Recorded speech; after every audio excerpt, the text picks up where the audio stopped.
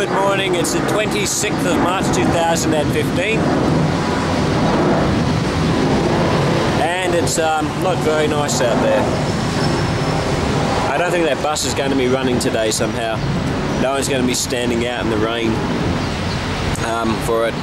So I just might have to check out some museums or something. Well, let's go. Well, here's my breakfast this morning. It's not much, but it's free, so I can't complain.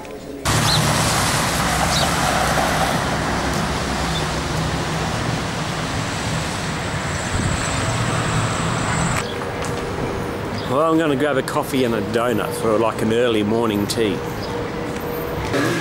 It's nice and warm in here, and I've got a latte and a donut.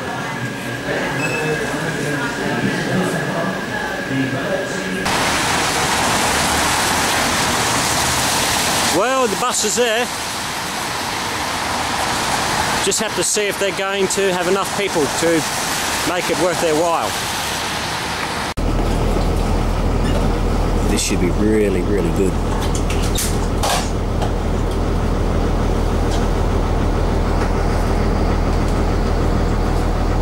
Alright, microphone check. Can you hear me okay? Yep. Very good. Alright. You won't have any problem hearing me, just gotta speak up if you need to, so that I can hear you guys. Alright, here we go. So what I always do, guys, is I start with a question for you guys. Do you know where Louisville gets its name from, who it's named after, anything like that? No. Okay, no. Good place to start. It is named after King Louis XVI of France. The reason being, during the American Revolutionary War, Louis was the King of France at that time. Now, he didn't like the British, that's who were fighting, of course, so he sent us money, supplies, things like that, to see the British defeated.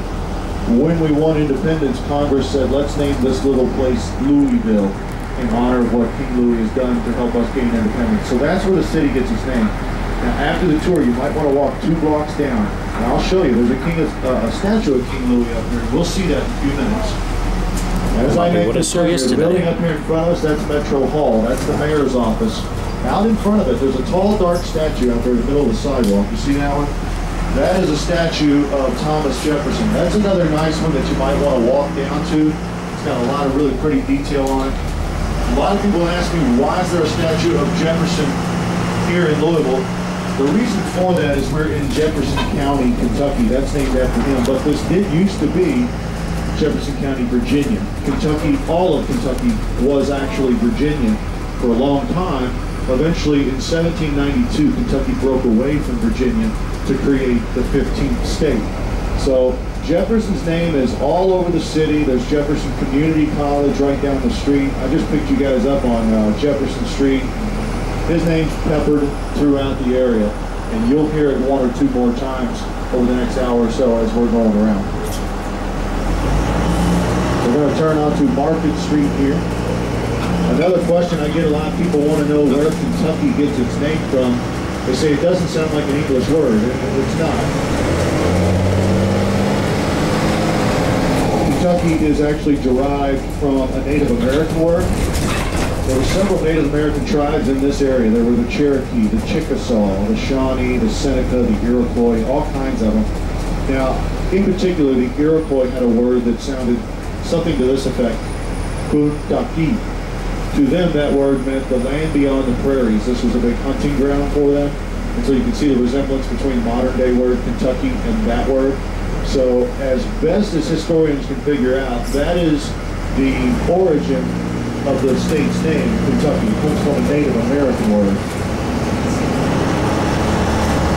And we're going to go up here, we're going to cross Main Street and go down to the river. We were finally able to go down here yesterday. The river was flooded last week. We had a bunch of snow melt and all that. It flooded the river pretty good. I'll show you how far the water came up here in just a second.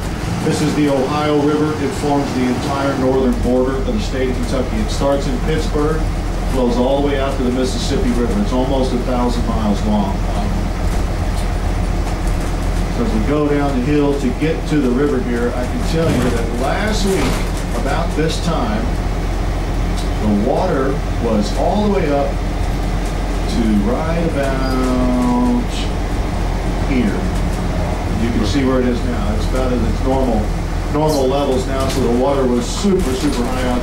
Right now we would be completely underwater if we were here last week at this time. Now the big boat that you see over here, I'm actually going to pull in and come up close to it to get you guys a good look at it. That is the Belle of Louisville. That is the oldest Mississippi-style paddle wheel steamboat in the United States. It's 100 years old. Just turned 100 years old this year, or last year. It'll be 101 this coming year. It used to be a boat that went all over the U.S., all up and down the rivers, transporting goods and people all over the place. Now it stays here. They do cruises on it. You can take a cruise on it. I don't think that they're cruising yet. I think their season opens up a little bit later on in the spring.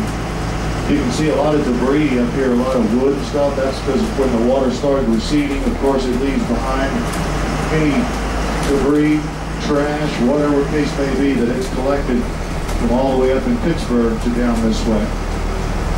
By the way, across the river, that is Indiana. That's Jeffersonville, Indiana. Another reference to Thomas Jefferson.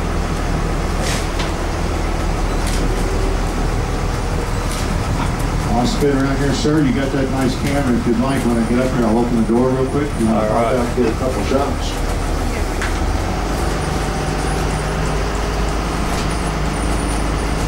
Let's get a good shot. We pull up here because the best part of the boat is the paddle wheel. Yeah. Back in the back. And it's nice when it's a small group like this. It's not so good for business, but it's kind of nice that we can stop and do little things like this. So there you go. I'll try and get a couple shots here.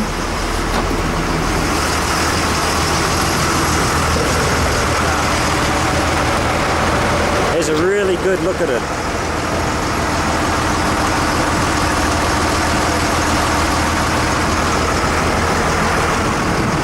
Let's get a better look from the front.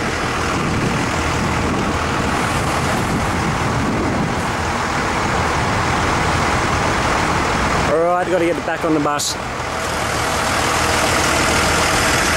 They jump on the boat. They take 2-hour cruises. They go upriver that way towards Cincinnati, turn around, come back down this way. It only takes them a couple miles or so up the river. Over here on the left side where that bridge is, the one little section of the bridge you see there, that's the canal that's been cut. That's how boats and barges get through now. They have to go through there to get to the other side. See this historical marker right here? It says Lewis and Clark in Kentucky. That was completely underwater last week. That's how high up the river came. And it's not unusual to flood in the springtime. It came up a little bit higher than usual, but typically in the spring we do get a little bit of flooding. Sometimes this road might get wet, but that's about it.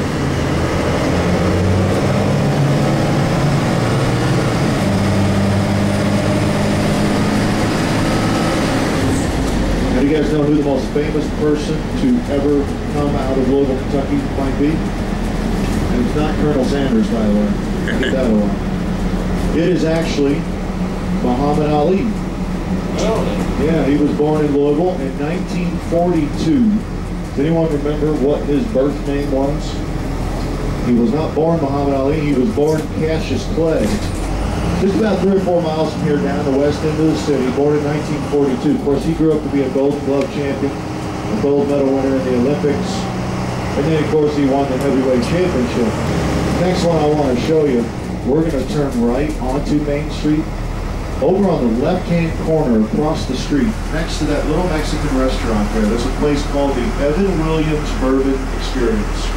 One of my personal favorites down here. It's a museum dedicated to Evan Williams, the original whiskey distiller, or bourbon distiller in Kentucky. There's an actual distillery in there. If you go in, take the tour, it's awesome. They make 1 single barrel of bourbon a day inside there. And they show you how they do it. They've got a rack house in there with the barrels of bourbon aging. And of course, at the end of the tour, you sit up at a bar and they feed you some different samples of different types of bourbon inside them. Now this one doesn't apply to this group so much, but on the right, that's the Kentucky Science Center. Now locally, we call that the Children's Museum. I got a 3.5-year-old little boy, and so we spend all kinds of time inside there. You'll get a lot of pretty pictures as you're walking down this part of Main Street just because of these old buildings. Beautiful, all kinds of different architectural styles and things like that. Really a nice place. Now, as we go through the light, on your left-hand side will be the world-famous Louisville Slugger Museum and Factory. This is the only place in the world where they make wooden Louisville Slugger baseball bats. And we will see out in front of it the world's tallest baseball bat at 6 stories high. We can't really get a good look at it because we're inside a vehicle, but walk down this way, you'll get some really cool pictures of this gigantic bat. And if you go inside, I do recommend taking the factory tour. And you can walk through the factory, they'll show you how they make them. The factory's right inside the window there. You can see some folks working. There's some bats hanging there drying, things like that. I see some tourists in there now that are having a look inside. There's the world's tallest baseball bat, 6 stories tall, weighs 68,000 pounds. Now it looks like it's made of wood, right? But it's actually made of steel. It's painted to look like wood, painted to look like one of Babe Ruth's baseball bats. And if you took that bat, you took the building away, it would still be leaning just like that. It just looks like it's leaning against the building, but it's actually mounted into the ground that way. Finally, the last place to show you on Main Street is over there on the right side. That is the Fraser History Museum. That's another one of my favorites. They cover about 1,000 years of history inside there. They do something very unique. It's called historical interpretations. What that is periodically throughout the day, they will have costumed actors come out and put on a little play about a person or an event in history. So it's an immersive way to learn history while you're inside there. Got some really, really interesting exhibits inside there also.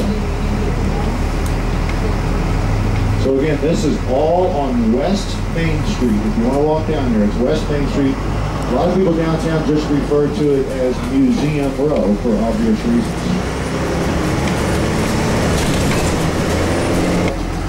You go inside there, the gallery inside there has all the things that they make next door for sale. So you can go in there and buy something if you like.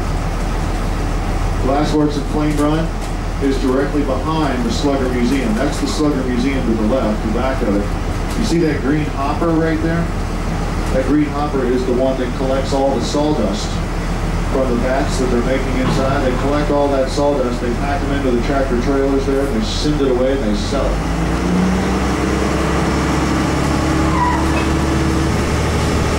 We're going to go up, take a right here on 6th Street. The next place I want to show you is going to be a place you probably want to walk down and check out. This is the old City Hall right here on the right. It's the building that's had the Great Fire Escape added to it.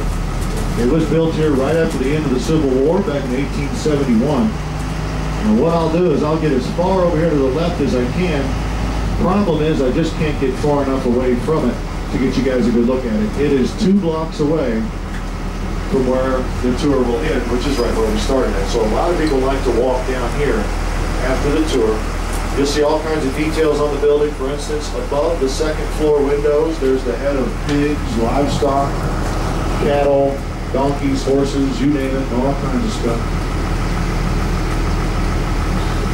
Where I will drop you guys off at is 2 blocks to the left. This is Jefferson Street right here, so 2 blocks to the left. There's the Thomas Jefferson statue that we saw earlier. You will walk right past it. And then you'll come up to the King Louis statue here on the corner that I was telling you about earlier as well. That's Louis XVI, the King of France. Namesake of the city. That was a gift from France years ago. Notice that baby in the statue there? I've been told by several people that baby represents the United States because at that time, the United States was just an infant nation reaching out to King Louis for assistance in the fight against the British.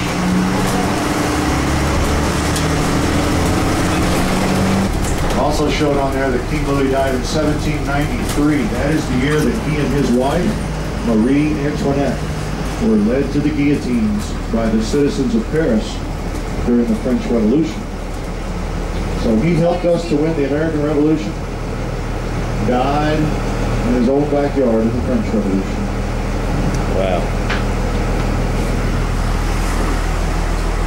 That eternal flame you see there to the left, by the way, underneath that American flag, that's a memorial to all the police officers of Louisville and Jefferson County that have died in the line of duty.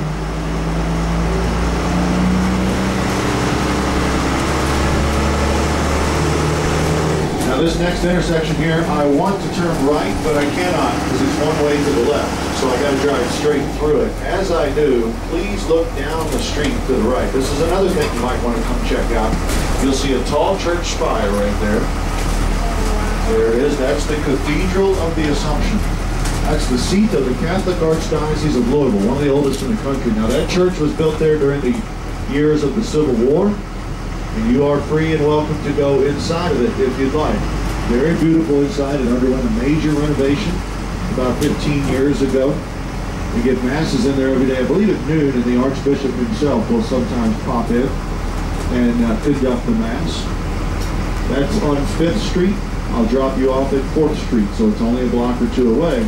If you want to go down there and get some nice pictures of that and go on inside as well. Everything downtown, even from where we started the tour down to the Slugger Museum, even that's only about 6 blocks away, so nothing is hard to get to downtown. It's very compact.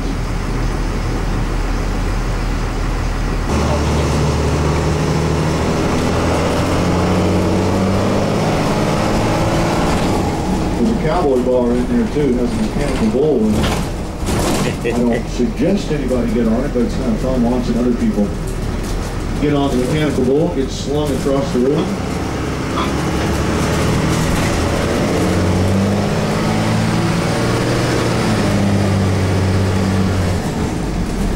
And since you are in Kentucky, I do need to tell you about a man named Harlan Sanders.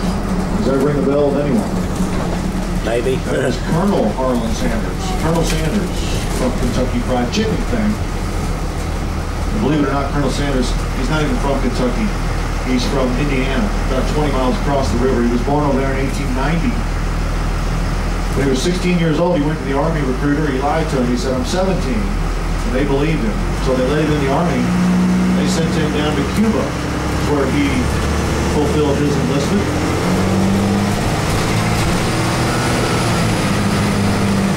After that, he came back here to Louisville. Then he moved around a bit. He was in Tennessee for a while. He was in Alabama for a while. Then he come back up this way. He met a lady named Claudia. And he and Claudia fell in love. Then they got married. When they got married, they moved south, down to a little town called Corbin, Kentucky. That's down near the Tennessee border, down that way. And when they got down there, they did something pretty bold, I think, because this was during the Great Depression years. They got down there and they opened up a business. They opened up a gas station. Now, out of that gas station, Claudia would bring some of her homemade fried chicken there and she would sell it.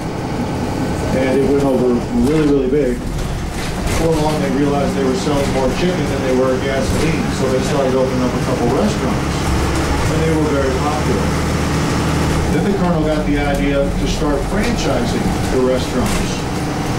Anyone have any idea where the first franchised Kentucky Fried Chicken restaurant in the United States was opened? Like in what city it was opened in?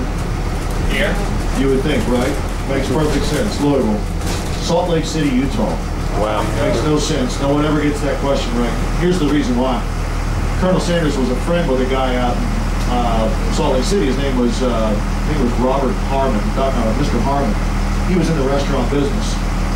And he said, how about we bring one of your restaurants out here? We call it Kentucky Fried Chicken. That'll be a real novelty in Utah. And so they did it. And there's lines out the door trying to get into this place. So they did another one, and then another one. And then they started going all over the country. Then they started going international.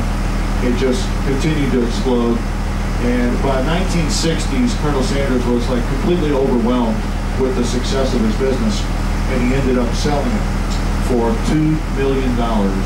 Back in those days. Of course, that was I think it was 1964. That was a tremendous amount of money. I don't know what it's equivalent to today, but it's worth billions and billions of dollars now.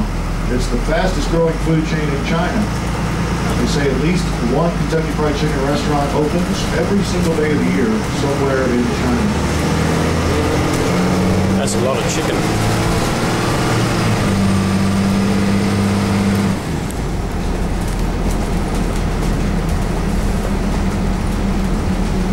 Coming up on the right here, that pretty stone building. That stone building is the downtown campus of the Free Public Library. Now, that was built there in 1908. It was paid for by Andrew Carnegie, the billionaire from back in those days. The guy had so much money, he didn't know what to do with it, so he decided to start building libraries all across the world. He built more than 2,500 libraries across the globe out of his own pocket. He was a true rags to riches story. That's why he did it. He said, libraries got me where I am today. The deal was, he would come to your city, he would say, I will build you a library and I will pay for it if you will staff it and put the books in. And no city ever declined that offer. It's too good to pass up.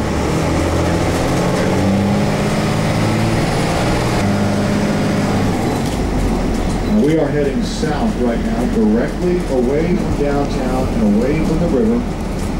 We are heading down toward Old Louisville, the neighborhood I told you about with all the Victorian homes.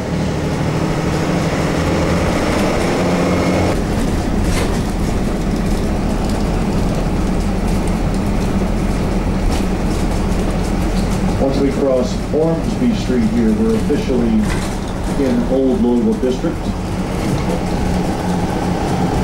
3rd Street, back in those days, late 1800s, early 1900s, this was known as Millionaire's Row. Originally part of the DuPont family estate. DuPont Chemical, those guys, they lived here in those heydays of Louisville. This was all part of their estate. They eventually turned it into Central Park, designed by Frederick Olmsted back then, the same guy that designed New York City Central Park.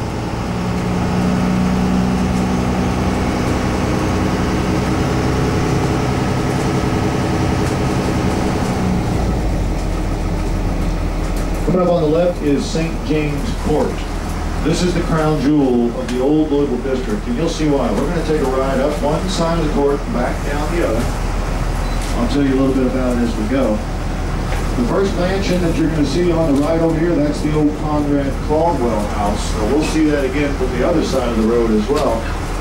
This one is no longer a private residence, but you can go inside of it and take a tour of it. It is preserved inside exactly the way it looked about 120 years ago when people lived there. It'll blow your mind in there. Absolutely beautiful. The woodwork, the craftsmanship. This was one of the first houses in the entire region to have electricity wired to it.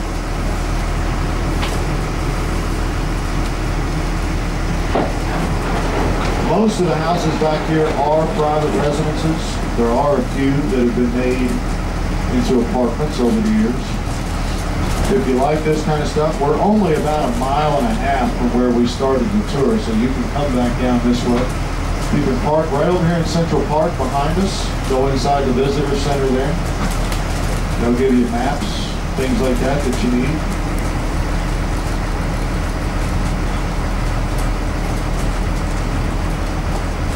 The St. James Fountain's over here on the left side. Middle of April is when they'll come out and clean that up, get it ready to go for the springtime.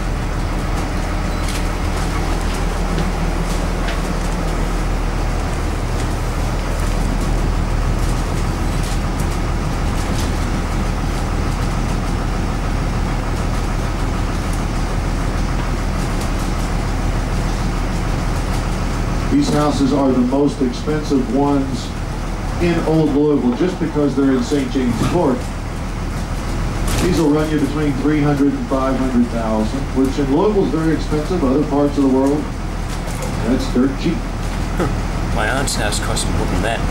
If you do come back down here, be sure you come down to this end of St. James Court and walk through the two grassy courts on either side here. It's called Belgravia. You can walk through there. There's beautiful old Victorian style homes facing one another.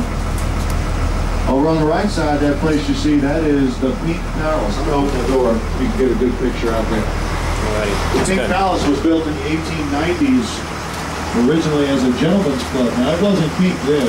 You got to remember, a gentleman's club in those days, you wore a suit and tie.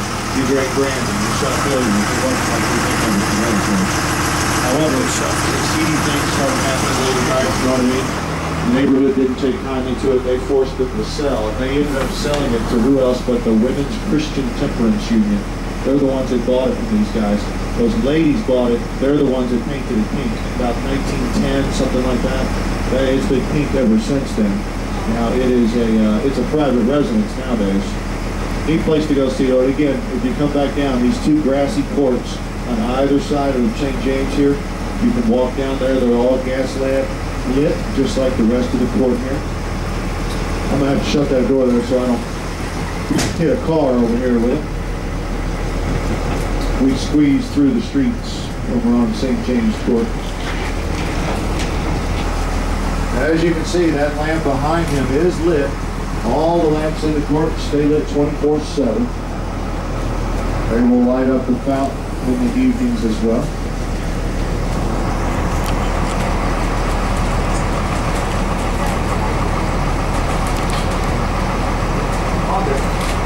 Glass up at the top of the spire, that's the original stained glass.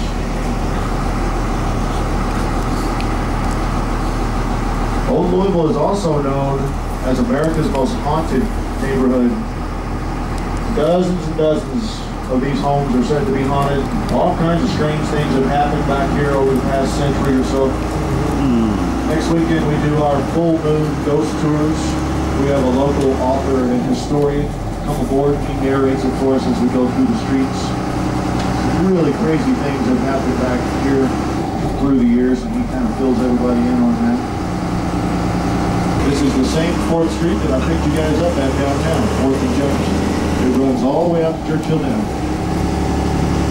Our city, long, long ago. Used to be a gas station. Apparently all the employees wore suits and ties and hats, and they would come out and clean up your windows for you, clean up your car, fill your gas tank. That doesn't happen these days. Those days are long gone now. This is turning back on the 3rd Street again, the old Millionaire's Row, headed down toward Churchill Downs.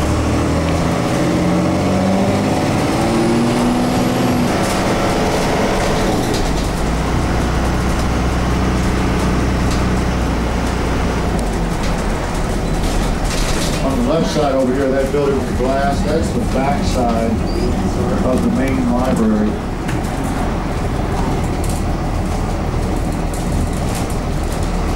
The statue of Rodin's The Thinker out front.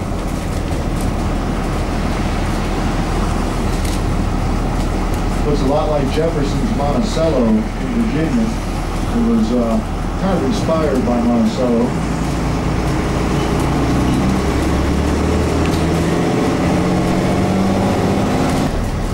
We're going to take a left here at the light.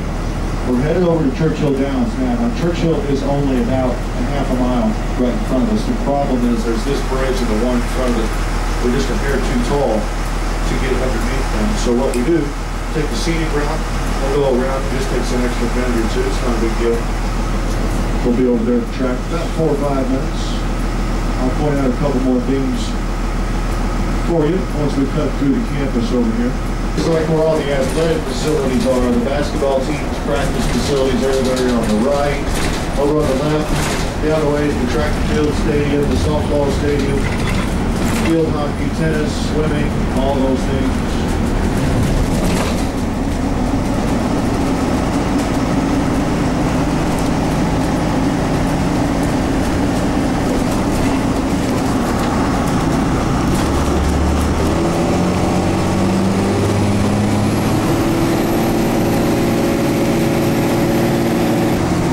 Soccer stadium is right there on the right side as well. They just completed that last year.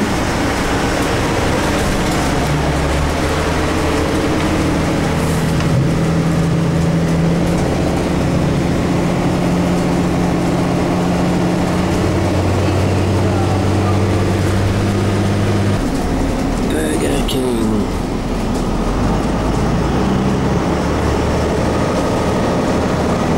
The guy gave so much money to see it built, they just said, okay, we're going to name it after you. So that's where they get the name at, Papa John's Cardinal Stadium.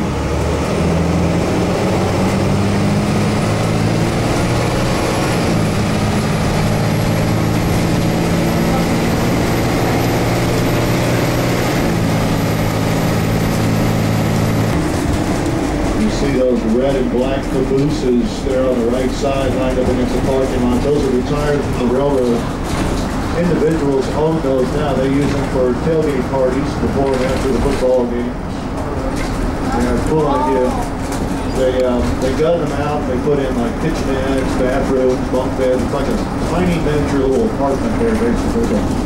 Great parties. They usually have live music over there for the games.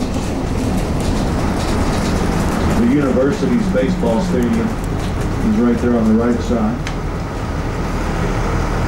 Churchill Downs was built here in 1875, and when it was built here, there was nothing else out here. This was wide open country at that time. Really, it was the track and some bleachers at that point, but they did run the first Kentucky Derby that year. It was won by a horse named Aristides. And this year, coming up in about 5 weeks from now, they will run the 141st consecutive Kentucky Derby. They've never missed a year. And we have Churchill Downs.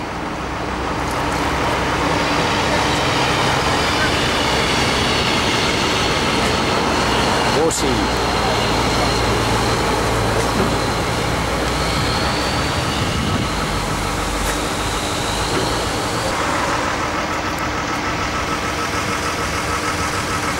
Let's get back on the bus. Now, 2 weeks later at the Preakness, he broke his leg during the race and they took him off the track. They sent him to a hospital in Pennsylvania. Unfortunately, in January of '07, they lost him due to an infection. That right there is actually Barbaro's final resting place. That's where he is buried at right there. Yep, right there.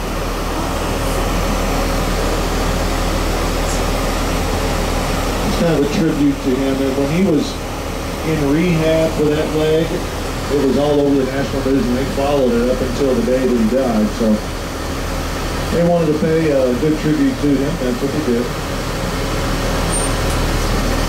Some of the old buildings are still standing. This whole block over on the right side coming up, that's some of the old whiskey warehouses that were here. They would store the bourbon here and then ship it down the river. They kept the facade on the building that had to be taken down because all these facades are cast iron facades. Very unique to the city, very unique to that time period. Only New York City has more cast iron facades than Louisville does. They're all up and down Main and Market Street. Good barbecue, by the way, in that place right there, Doc Crow's, the Southern Smokehouse. If you're looking for some good barbecue while you're downtown, that's a very good spot. Now, whenever we catch this light, I point out something that most people don't know, most people in the city don't know. This parking lot over on the left, you'd never think twice anything about it, right? There's a historical marker on the corner here that points out this, on the side of where this parking lot is right now, this was the site of a slave pen and a slave market way back when. If you've ever heard the term sold down the river, I've been sold down the river, that originated here. The reason being the slaves were brought here.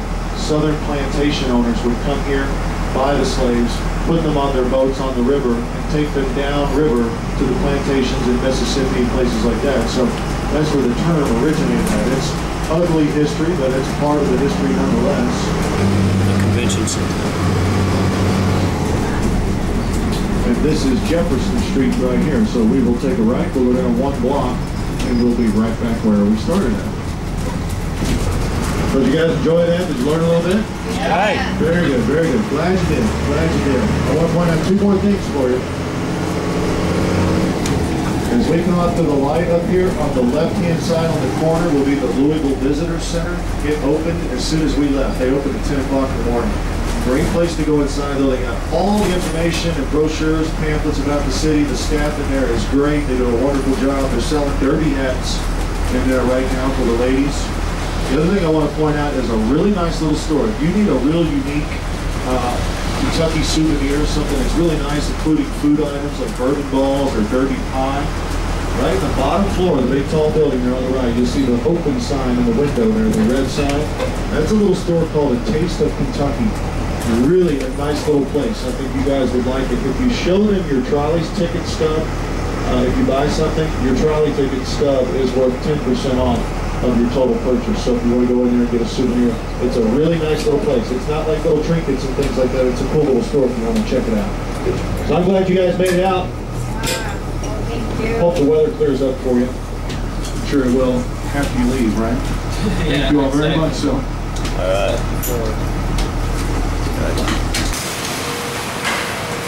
All right, I think I'm going to get Taco Bell for lunch.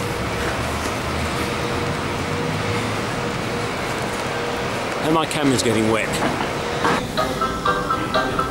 I've decided to go to the food court on 4th Street, and I've got Taco Bell, I've got 2 burritos and a Pepsi. They made them wrong the first time, so hopefully they're right now. And on the television, they've got The Price is Right is on, so I've got free entertainment as well. Here's all the other places on 4th where you can come and eat. We've got a saloon, a Hard Rock Cafe, all kinds of places.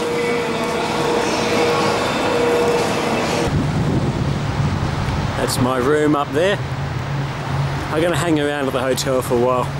Going to try to catch up with some people online. Then I had to think about getting dinner. You know that Chinese I had last night? It was really good. So I'm going to have Chinese again tonight. I don't want to go exploring, trying something new, and it might be there. Well, here's the other entrance to the Chinese place. Not sure what I'm going to get yet. I'll look at the menu and let you know. Well, I've got something called the General's Chicken. It's meant to be hot and spicy, and I like hot and spicy. So I'm really going to enjoy eating that. I have to catch a taxi tomorrow at 4:45 because my flight leaves about 7 o'clock. So, it's peak hour traffic, by the way. Anyway, I'm going back to my room to eat dinner. I'll catch you all tomorrow. So, from Louisville, Kentucky, good night and God bless.